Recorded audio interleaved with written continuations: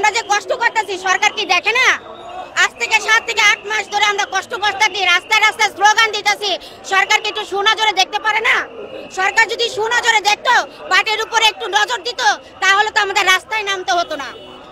আজকে আপনারা বলবেন, সাধারণ মানুষ বলবে গরম লাগে না? হ্যাঁ গরম লাগে, আবার ভালোও লাগে। সরকার একটু দেখো, সরকার তো এত কিছু দেখতেছে। আজকে তো মে দিবস, শ্রমিক দিবস, একটু শ্রমিকদের দেখো, শ্রমিকরা কি করছে, শ্রমিকদের মনের কষ্টটা দেখো, তাহলে আমি মনে করি ভালো হবে। দেশকে দূষণ মুক্ত রাখো।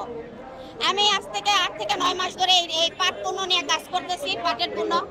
মালিক ভাইয়ের পাশাপাশি আমাদের এখানে আরো আন্দোলন আছে, আরো লোক আছে, দেখেন আপনারা। তো আমি চাই জানি সরকার এটা সুদৃষ্টিতে দেখে, পাটের উপরে জানি সে সুদৃষ্টিতে দেখে, সুনজরে দেখে।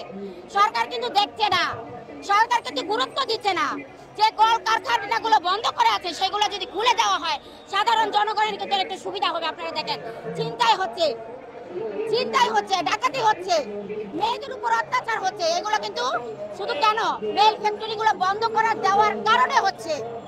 এগুলো যদি চালু করা হয়, মানুষের যদি কর্মজীবী হয়, আমি মনে করি এগুলো কম হবে। সাধারণ জনগণের শান্তিতে থাকবে। সরকার আপনি শান্তিতে থাকলে হবে না, জনগণের শান্তি দেখা দরকার। রাজপথে নামেন।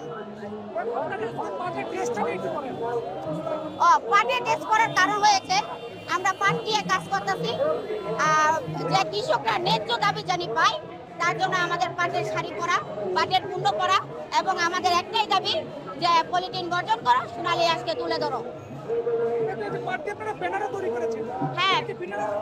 হ্যাঁ, এটা তো আপনারা দেখতেছেন ভিন্ন রকম। এই সবাই তো একরকম করছে, আমরাই নাই অন্যরকম করছে, একটা ভিন্ন ধরনের দেখাচ্ছি।